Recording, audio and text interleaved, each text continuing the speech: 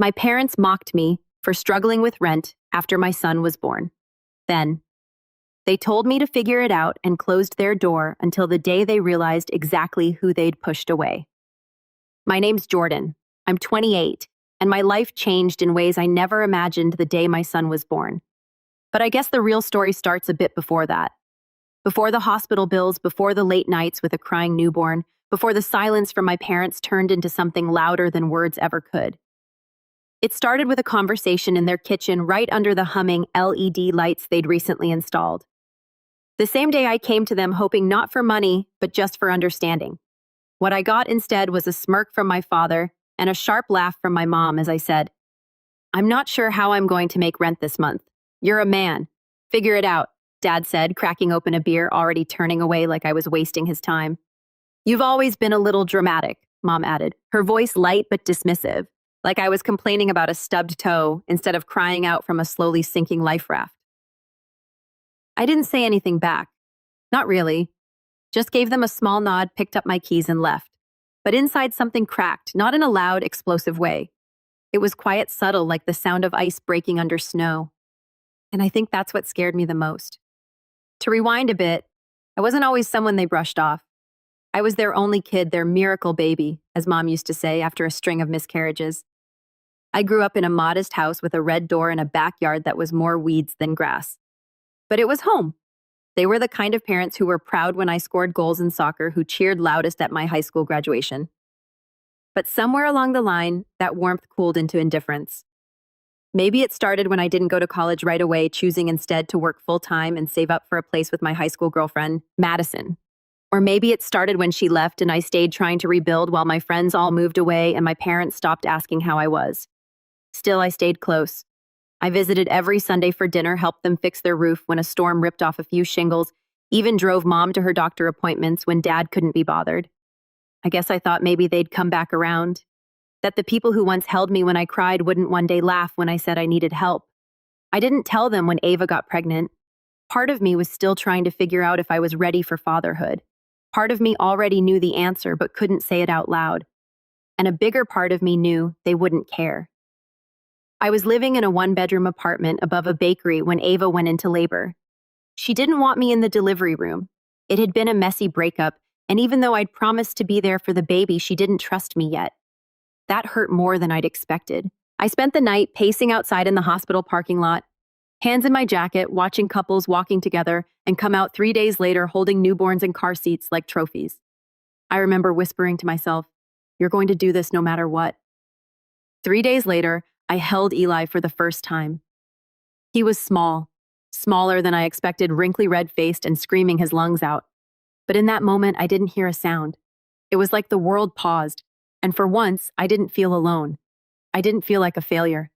I felt like someone's dad. I brought him home a week later. Ava and I had made arrangements. She needed time to focus on school, and I'd take care of Eli full-time. I was working nights at a gas station, barely scraping by. Diapers, formula, wipes, it added up fast. I'd stopped sleeping more than a few hours a night. I looked like a ghost in the mirror, eyes hollow and skin pale. But every time Eli wrapped his tiny fingers around mine, it was worth it. Still, reality hit hard. I missed rent once, then nearly twice. My landlord gave me a warning. I started selling off stuff. My old guitar, my PS5, even a watch my grandpa gave me before he passed. And when I realized I still couldn't make it work, I did something I hadn't done in years. I asked for help. That's how I ended up in their kitchen, humiliated and desperate, just trying to find a lifeline. What I found instead was a home theater where my bedroom used to be. I didn't even know they'd renovated. "We figured it was time to make this space useful," Mom said, when I stopped by unannounced a few weeks later. She led me upstairs without a trace of guilt. The walls were painted a sleek, dark gray blackout curtains drawn tight, a giant screen where my childhood posters once hung, reclining leather seats surround sound speakers, even a mini fridge. I stared at it for a long time. Couldn't bring myself to step past the doorway. I imagined bringing Eli here someday, showing him the old room where I grew up, teaching him to build pillow forts, telling him stories while he drifted to sleep. That fantasy evaporated in an instant. "You should see it when the lights dim," Dad called from the living room. "Feels just like the movies." I left without saying a word. That night I held Eli a little tighter, I watched him sleep, his chest rising and falling, lips twitching in dreams I'd never know. And I realized something. They didn't just turn my room into a theater. They erased me. They buried the memory of me beneath surround sound and popcorn machines. And for the first time, I stopped hoping they'd come around. I started planning instead. But they had no idea where I went or who I'd become. In the weeks that followed, I kept my distance. I didn't call, didn't visit. My Sundays became sacred, just me and Eli. We'd go to the park when the weather was good or sit on the floor and build towers out of empty formula cans. It wasn't much, but it was ours. The silence from my parents, though, spoke volumes. No one checked in. No one asked how Eli was doing. It was like we had both vanished from their lives without so much as a blink. Then one Friday afternoon, I got a text from my mom. Just one line. Dinner Sunday. Like nothing had happened. I almost ignored it. I should have, but I was curious. Curious to see if maybe, just maybe, they were reaching out because they felt some kind of remorse, that maybe they realized what they'd said, what they'd done. So I went. When I got there, the table was already set. Roast chicken, mashed potatoes, that broccoli casserole Mom always made too salty. It looked like the kind of meal we used to share before everything went sideways. Eli was strapped to my chest in a carrier, asleep from the drive over. I walked in quietly and saw them already sitting at the table with my cousin Jason. Jason was my uncle's kid, 3 years younger than me. He was always the golden child to my parents, even though he'd flunked out of college twice and crashed 2 of his dad's cars. But he knew how to turn on the charm, especially around my mom. She always said he reminded her of what I used to be like. Whatever that meant. Look who decided to show up. Dad said not even standing. Mom was more cheerful. "Oh, you brought the baby." She said the baby. Like she didn't even remember his name. She didn't ask to hold him. Didn't even glance down to see if he was awake. Just turned back to Jason and started talking about some new job he got selling solar panels. I think he was all smiles and humble bragging, acting like he just invented electricity himself. They talked for nearly an hour before my dad turned to me and said, "So still working nights at that gas station?" I nodded. "Yeah, it's steady for now." Jason jumped in. "Man, that sounds brutal. What do you do with the kid during your shift?" I kept my voice calm. "I take him with me sometimes. And when I can't, I've got a neighbor who helps." Mom made a face. "A gas station isn't exactly safe for a baby, Jordan." "Well, I asked for help," I said, not hiding the edge in my tone. Didn't exactly get much. Dad looked up from his plate, clearly annoyed. "We raised you to be independent, not to come crying every time things got hard." Jason, to his credit, looked uncomfortable. "Maybe I should." "No," Mom said sharply. "You're fine, sweetie. Jordan just gets like this sometimes." Like this. I didn't even know what that meant anymore. Then came the kicker. "Jason might be moving in with us for a while," Mom said cheerfully, "until he gets on his feet." I blinked. "Into the guest room?" She smiled. "No, into your old room. The theater's just a few things, really. Jason could help us move it all to the basement." I stared at her. "So you want to undo the theater to make room for him?" "It's not undoing anything," she said, brushing it off. "He just needs a little stability. He's family." I couldn't speak. Couldn't even process it. When I needed stability, I was a grown man who needed to figure it out. When he needed a room, the theater got dismantled. Besides, Dad added, "Jason's got potential. He just needs the right environment to thrive." I swallowed a bitter laugh. "Of course." Jason stood up. "I think I should really go. Don't want to cause any tension." "You're not," Mom said, shooting me a glare. He looked at me and muttered, "Sorry, man," before leaving. Once he was gone, Mom sighed dramatically. "You didn't have to make it so awkward. Let me get this straight," I said, my voice low but steady. "You won't help me and your grandson when I'm drowning, but you're bending over backward to house Jason because he has potential. Don't turn this into something it's not," Dad snapped. "You made it clear where I stand. You've been making it clear for years." They didn't respond, just looked at me like I was the problem, like I was being ungrateful, like I was some bitter outsider. I left without finishing dinner. After that night, I stopped replying to their texts. I stopped updating them on Eli. I even blocked their numbers for a while, just to give myself space. But I still heard things from my aunt, from old neighbors. I heard that Jason moved in, that they helped him buy a used car, that Mom was bragging at church about how proud she was of her boys, plural. Apparently, I no longer counted. But the worst part came 2 months later, when I bumped into my mom at the grocery store. Eli was in the cart giggling as he grabbed at cereal boxes. She looked surprised to see me and even more surprised to see how well Eli was doing. "He's getting big," she said, touching his cheek like she had a right to. I didn't say anything. She looked me up and down. You look different. Are you eating okay? I didn't answer that either. Then she leaned in, lowered her voice, and said something I'll never forget. You know, if you had just been more grateful, we could have helped you, but you always act like a victim. That was it. That was the moment. The moment I realized they'd never see me, really see me for who I was. Not as a son, not as a father, not as a man doing everything he could to raise his child right. I walked away without a word, but inside something shifted again. Not a crack this time, something more solid, cold, final. They had no idea who I was becoming, but they were going to find out. It was a Tuesday night when the betrayal finally cut through whatever pieces of family I still believed we had. Eli was teething bad, screaming louder than I thought his little lungs could manage. I was pacing the apartment half asleep with a cold teething ring in one hand and a bottle warming in the other. I hadn't showered in 2 days. My uniform shirt was stained with formula and old coffee. But none of that mattered. All I cared about was getting him to stop hurting. My phone buzzed on the counter. I ignored it at first. I was mid-bounce rocking Eli against my shoulder when it buzzed again and again.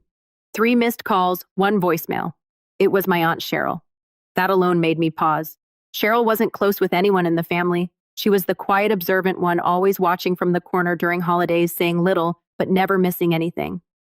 For her to call me 3 times in a row, I set Eli in his crib and turned on his mobile, praying he'd settle for just 5 minutes. Then I played the voicemail. Jordan, it's Cheryl. I know we don't talk much, but I thought you should know before you hear it from someone else. Your parents. Your parents posted something on Facebook about Eli. You should check. I'm sorry. My chest went tight. I didn't even open the Facebook app. I hadn't in months, but now my hands were shaking as I logged in. Notifications popped up instantly. Messages, tags, comments, most from people I didn't recognize. It was a photo posted by my mom, Eli's face, sleeping in his car seat, captioned, "Meet our newest little angel, Eli, our sweet grandson who we're so proud to help raise. Red Art being grandparents is the greatest joy in the world." I stared at it for a full minute. I didn't breathe. The comments were full of congratulations. He's beautiful. So happy for you, Mary. You're going to be the best grandparents. They were basking in praise, likes pouring in, friends from church coworkers, even old high school friends I hadn't spoken to in a decade, all gushing about their new chapter. Except they weren't raising him. They weren't even part of his life. They hadn't changed a diaper, hadn't held him when he had a fever, hadn't bought a single box of wipes. I opened the photo again and zoomed in. It had been taken at the park. That one day I'd taken Eli to the duck pond in his little sun hat, thinking we'd finally enjoy some fresh air. I remembered now. I saw my mom that day across the park walking with a friend. I turned away, not in the mood for small talk. I never thought she'd sneak a photo, but she had. She took it without asking, posted it without permission, and now she was parading my son around like a trophy, like a symbol of her maternal success. It felt like someone had grabbed my ribs and twisted. I scrolled through the comments again, each one adding another ounce of weight on my chest. Then I saw one that made me stop cold. It was from Jason. Can't wait to help babysit again this weekend. He's such a chill kid again. My mind spun. What was he talking about? There was no again. They'd never watched Eli. And then the pieces started snapping together fast and sharp like breaking glass. I'd started a new shift last week. Left Eli with my neighbor Carrie, who'd agreed to watch him 2 nights a week for a little cash under the table. She was older, kind, and quiet. Lived 2 doors down with her cats. I trusted her. But she told me her sister would be visiting from out of town for a week and offered to leave Eli with someone else she trusted for just one of the nights. Just one. She said she'd stay there too, that it would be safe. She didn't say who. My mouth went dry. I called her. Carrie. Hey, sorry it's late. Just a quick question. That night last week, when your sister was in town, where was Eli staying? Oh, with my friend Lynn's place. She and her daughter helped watch him. Why? Everything. Okay. I tried to breathe. Did anyone else stop by, like my parents or a guy named Jason? Oh, well, yeah. Your mom stopped in, actually. She said she missed Eli. Lynn said she seemed sweet, so she let her hold him. I didn't think it'd be a problem, but I barely remember ending the call. I think I said thank you. I think I was polite, but my hands were shaking. My knees felt weak. They hadn't just used his photo. They'd found a way to hold him. Without my knowledge, without my consent, they crossed a line that wasn't just about boundaries. They broke trust. They stole moments. Stole my moments. I sat on the floor and stared at the wall for what felt like an hour. Eli was snoring softly in the next room, unaware of any of it, oblivious, innocent. And I hated that they'd touched him. Not because they were dangerous, but because they weren't entitled, they had no right. And yet somehow, they believed they did. That was the emotional switch. The moment the hurt calcified into something colder, cleaner, no more bargaining, no more hoping they'd change. That night, I realized they didn't want to change.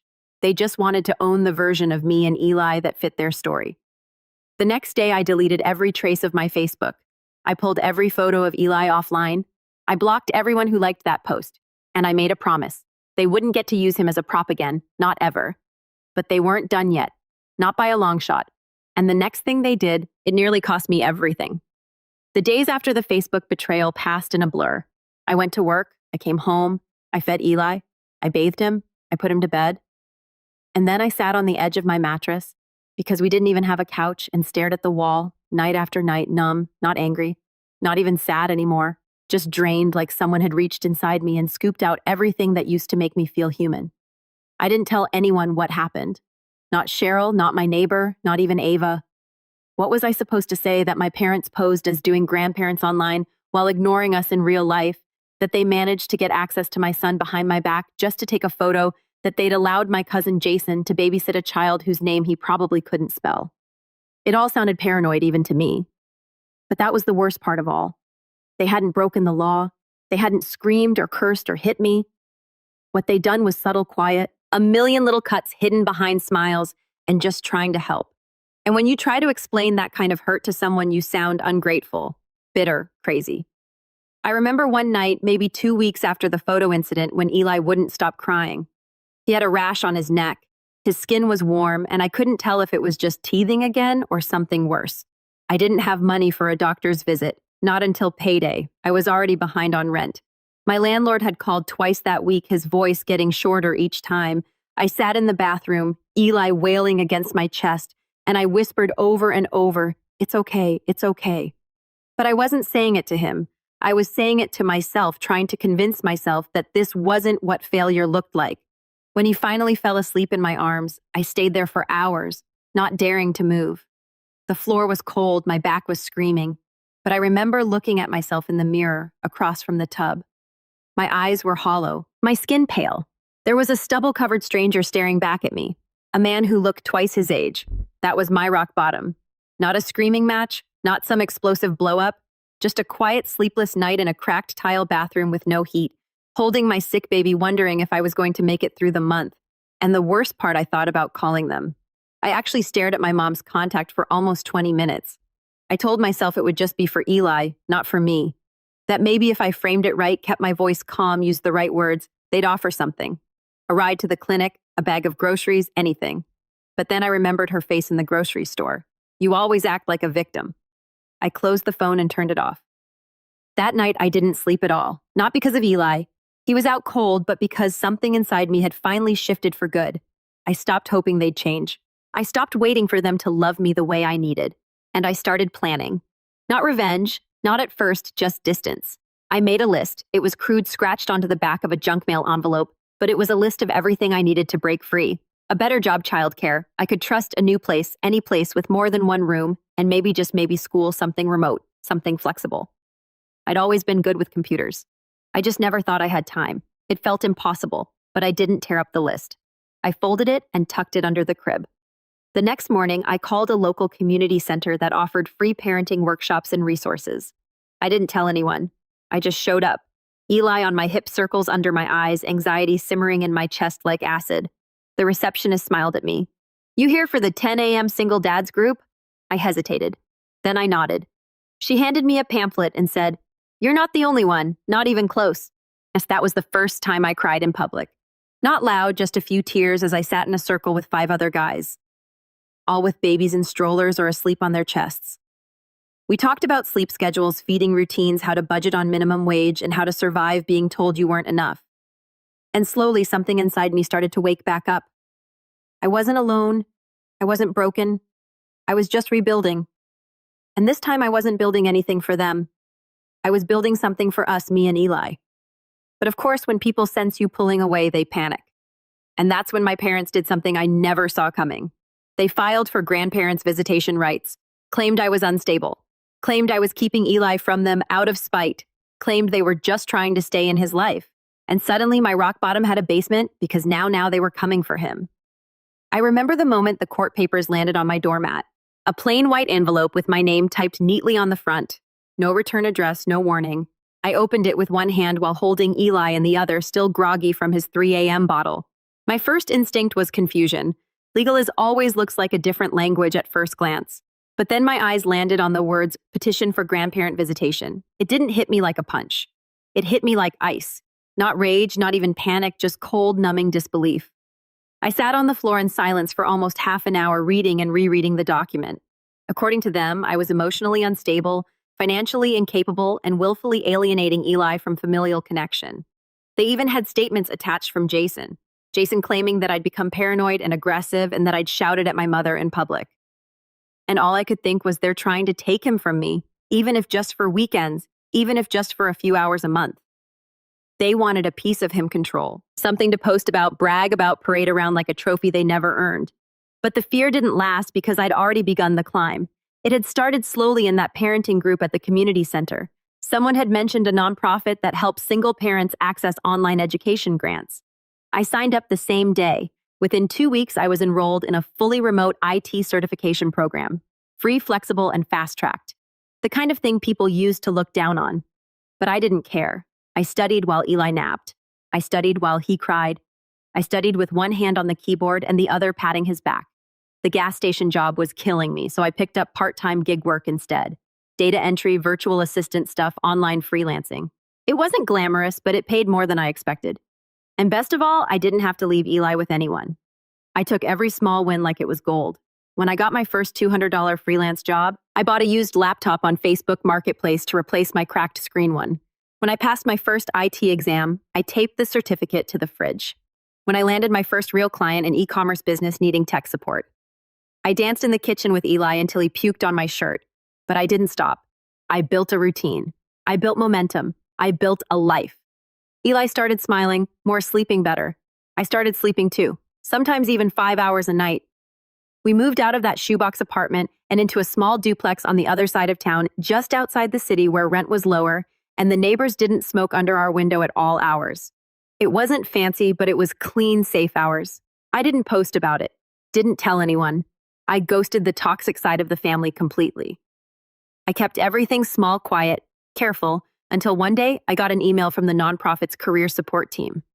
A partner company was hiring junior tech associates. Remote, full benefits, decent salary. They were willing to overlook experience if I could pass their assessment.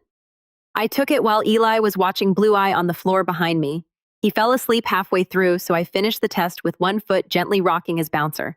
I passed. The job paid 3 times what I'd made at the gas station. I nearly dropped the phone when the recruiter told me. My first paycheck came 2 weeks later.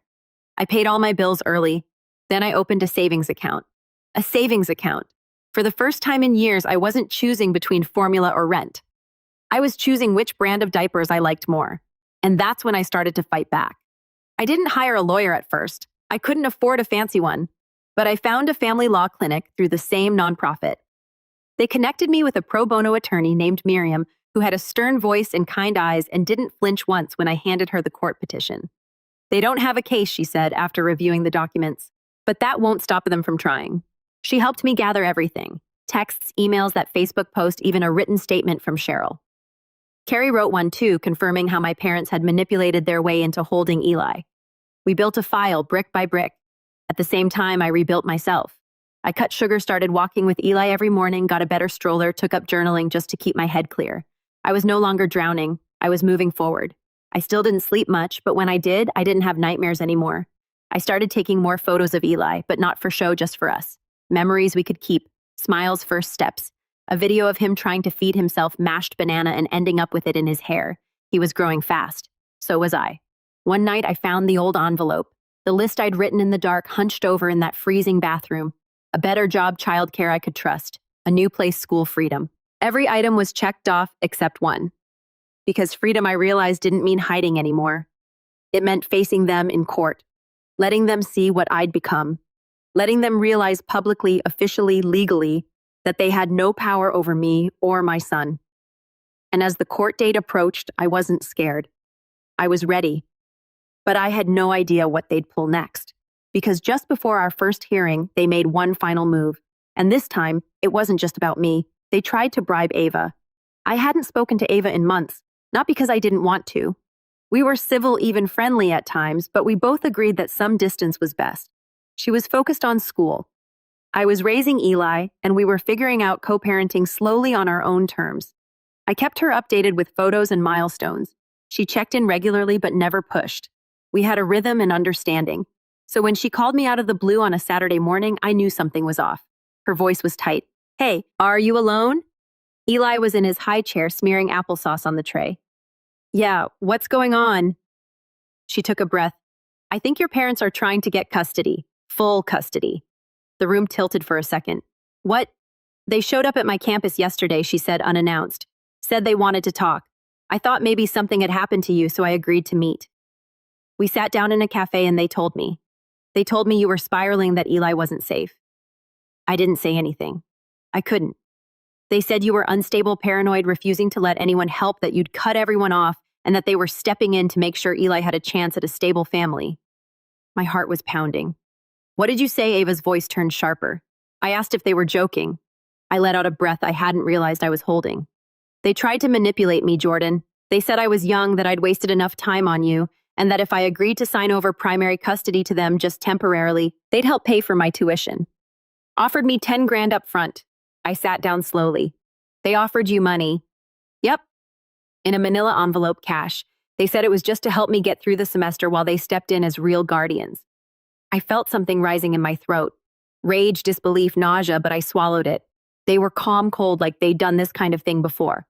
And the worst part, Ava paused. "They had documents, legal-looking ones.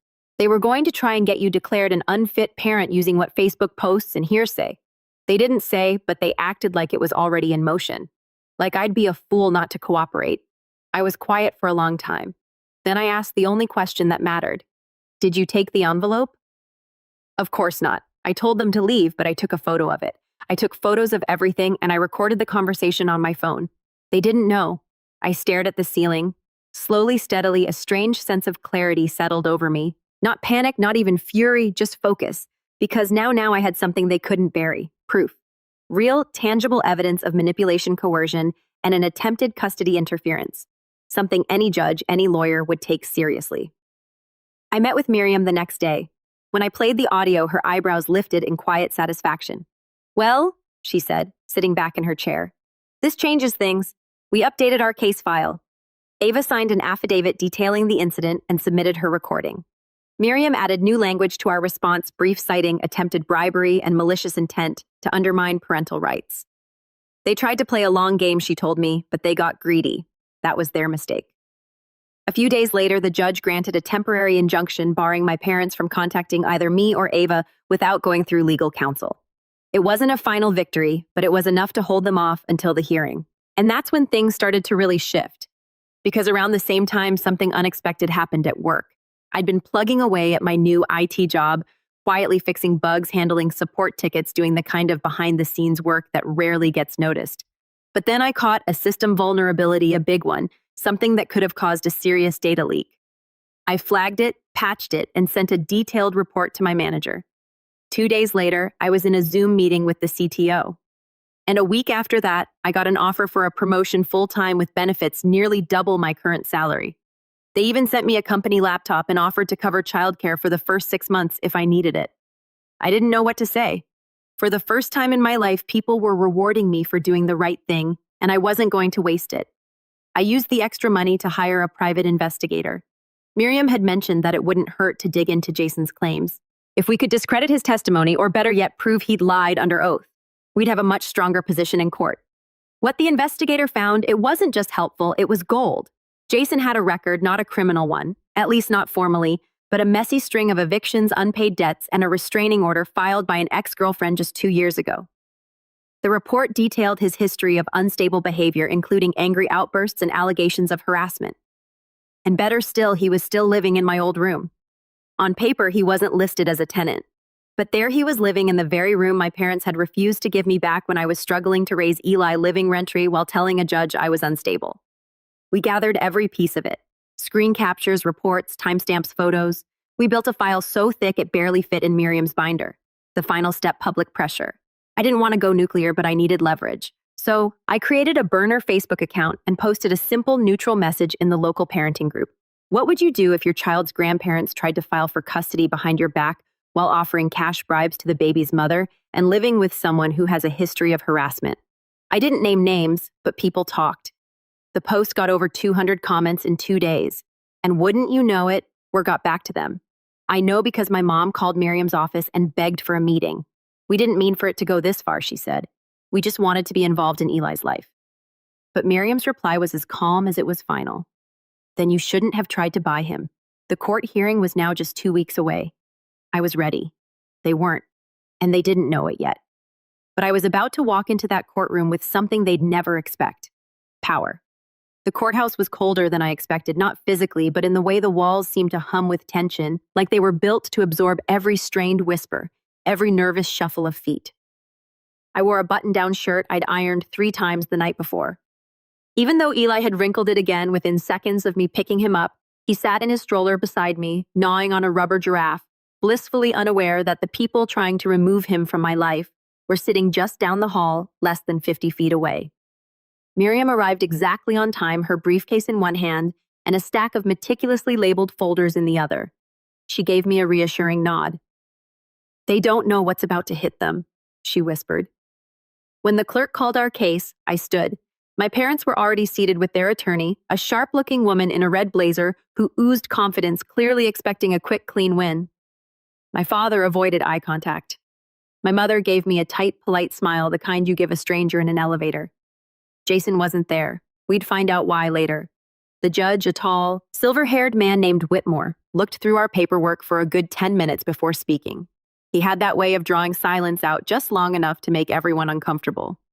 "Let's begin," he said. "Miss Kaplan, you're representing the defendant, Mr. Jordan Reed." "Yes, Your Honor," Miriam said confidently. "And you're representing the plaintiffs?" he asked the other lawyer. "Yes, Your Honor," she replied, already pulling out notes. The first 30 minutes were standard. They made their case that I had become increasingly isolated, hostile to family involvement, and potentially emotionally unfit to raise a child without oversight.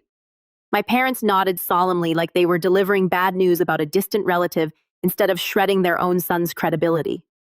Then it was our turn. Miriam didn't raise her voice once. She simply opened the binder and began. She started with character. She had letters, one from my pediatrician praising my attentiveness, one from my neighbor Carrie affirming my consistency and dedication, one from Ava herself. Then she showed financial stability, my pay stubs, the promotion letter, the child care assistance. Then came the Facebook post, the photo of Eli, the fake narrative, the manipulation. The judge raised his eyebrows but didn't interrupt, and then the recording. We played the audio of my mother calmly offering Ava money to sign away temporary custody. The courtroom went still. The words hung in the air like smoke. $10,000 up front. I think we can all agree he's not ready. This is what's best for the baby. I didn't look at them while it played. I didn't need to. When it ended, Miriam let the silence speak for itself. Then, as the cherry on top, she submitted Jason's file. The restraining order, the unpaid debts, the history of erratic behavior. "Your Honor," she said, "the plaintiffs have misrepresented their intentions and their character at every turn. They have attempted to undermine my client with false accusations, and they have sought to exploit the mother of this child with financial coercion. We're not here because they're concerned for Eli's welfare. We're here because they want control, and that is not a legal right. It is an entitlement, one that ends today." For the first time, I looked over. My mother's hands were shaking. My father was glaring down at the table, jaw tight, and their lawyer, she was silent. When the judge finally spoke, he was calm, firm. "This court does not take lightly the decision to grant or deny grandparent visitation. It is a tool meant to preserve relationships, not punish parents or assert dominance." He looked directly at my parents. "Based on the evidence presented, including the recorded attempt to circumvent parental rights, I find this petition not only inappropriate, but harmful in intent." He turned to me. "Mr. Reed, full custody remains with you. You are, in this court's view, a responsible and capable parent." I didn't breathe until the gavel came down, and then I exhaled. It was over. But I wasn't done. Not yet. Because I'd learned something in that courtroom, something that had been growing inside me ever since I sat on that cold bathroom floor all those months ago. Power isn't about anger, it's about control. Control of the narrative of your choices of who gets to matter in your life. So I stood up, walked over to them calmly, and said something I'd rehearsed 100 times, but never actually thought I'd get to say, "You've taught me a lot, but not in the way you think. You taught me what kind of parent not to be, what kind of person I'll never become." My mother opened her mouth. I raised my hand. "I don't need your apology, and Eli doesn't need your presence. From this point on, you are strangers to us, and strangers don't get updates. They don't get visits. They don't get photos." I leaned in slightly. "You had your chance to be family. You used it to lie." Then I turned and walked away. They didn't follow. They didn't call. And when we stepped out of that courthouse, Eli still in his stroller, giggling at the pigeons in the courtyard, I realized this wasn't just revenge. This was freedom. And it had never looked better. In the weeks after the hearing, the silence from my parents was deafening. Not a call, not a text, no birthday card for Eli when he turned 1, no happy holidays, message, nothing. And that, in a way, was louder than anything they could have said, because I knew what it meant. Their world was unraveling, and they were trying to pretend it wasn't. Jason, who had so confidently submitted his statement to the court, vanished. Word got around that he left town quietly, maybe to avoid being dragged into legal trouble of his own. I heard from Cheryl, who still talked to some extended family, that my parents were now deeply embarrassed and had told everyone that they had withdrawn the case for the sake of peace. But no one was buying it, especially not after the local parenting group post made its rounds and people started piecing things together. Their reputations, especially in their tightly knit community and church circle, took a hit. Not because I went around dragging their names through the mud. I didn't need to. The truth just floated there in the open, unignorable. The kind doing grandparents had become a cautionary tale whispered between neighbors and friends over coffee and casseroles. It got worse for them, though, because after the case, Ava formally modified our custody agreement. She named me as Eli's sole legal guardian until further notice, with full decision-making authority. It was her way of protecting us both, not just from legal threats, but from manipulation. It meant that even if my parents tried something again in the future, they'd have to go through me, not her. Then I made one final move. I contacted my old landlord, the one who had ignored repairs, jacked up rent, and nearly evicted me when I couldn't keep up. I let him know politely that I was now in a financial position to take him to court for multiple lease violations from when Eli and I lived there. Unsafe conditions, lack of heating, pest problems, things I had let slide when I was too tired to fight. It wasn't about the money. It was about the message. I'm not that same man anymore. I didn't recognize the version of myself from 6 months ago. That man was drowning, desperate, hanging on by a thread. But now I was steady, focused, capable. Not because I'd found some miracle, but because I'd built something slowly, painfully from the ruins. Eli started talking more, first with mumbled gibberish, then with real words. One morning I was brushing my teeth, and he toddled into the bathroom, arms raised, and said something that stopped me cold. "Dada happy." I looked at him in the mirror, toothpaste halfway down my chin, and realized I really was. One day, maybe I'll tell him the whole story. Maybe not. Maybe I'll just raise him to know his worth, to know love doesn't come with strings. And that silence, when it's chosen, can be the loudest form of strength. And as for my parents, they still live in that house with the red door and the home theater they once bragged about. Only now there's no audience left, and the projector's burned out.